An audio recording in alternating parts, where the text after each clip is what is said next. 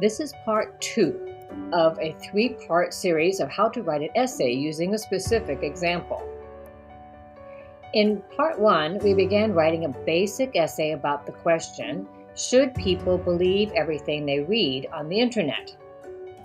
We talked about how we need to understand the question and what we need to answer, and we also talked about brainstorming for ideas to use in the essay, and about how to write a simple outline. If you haven't watched part 1 yet, be sure to go back and watch it. In part 2, we will continue our essay by writing the body paragraphs. But before we begin, let's review the basic essay structure. It contains the introduction paragraph and 3 body paragraphs and the conclusion. Now, we've already written the introduction paragraph in part 1 using our 3 main ideas or points for our thesis statement, which came at the end of the paragraph.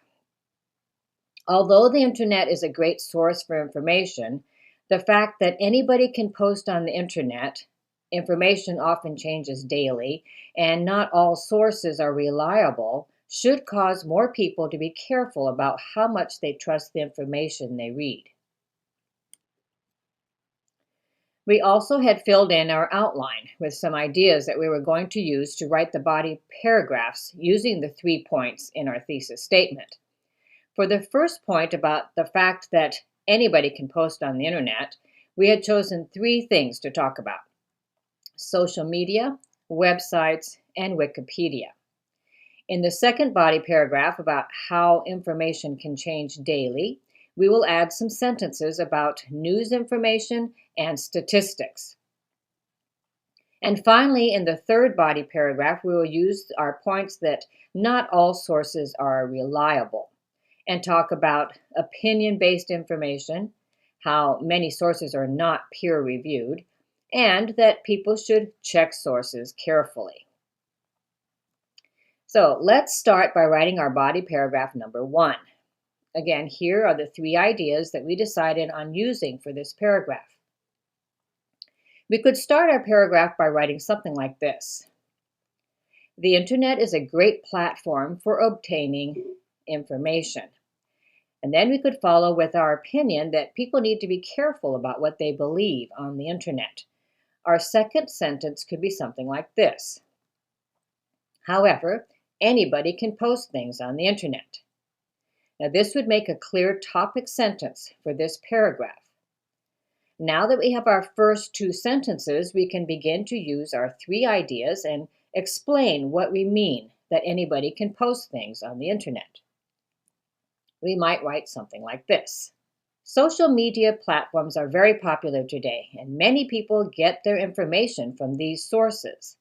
Much of the information is not verified and often includes misinformation or half-truths. Now we've written about social media. Now we need to add a sentence about the websites. There are numerous websites that also have information, but not every website takes the time to check the accuracy of the information they include. This is our sentence about websites. And finally, we need to write something about Wikipedia. In addition, well-known sites such as Wikipedia are often a source that students will use for their research. However, anybody can add or delete information from Wikipedia sites.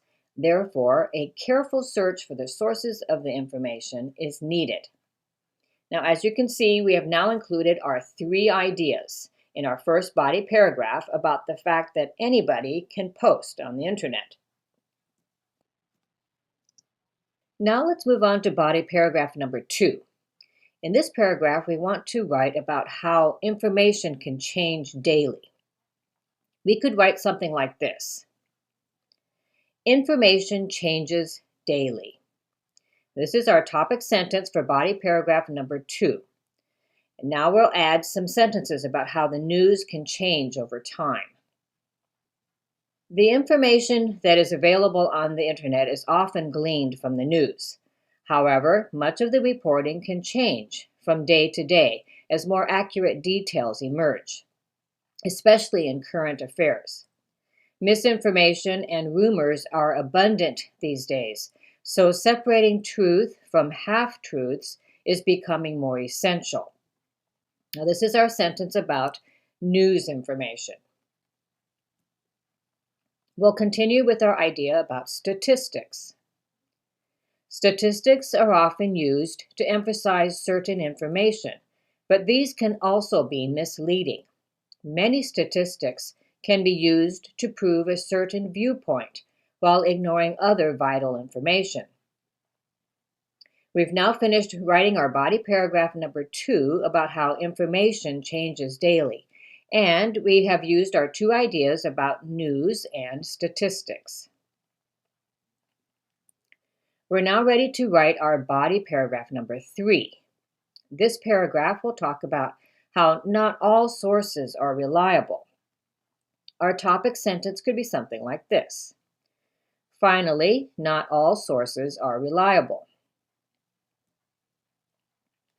Next, we will add our idea about opinion-based information.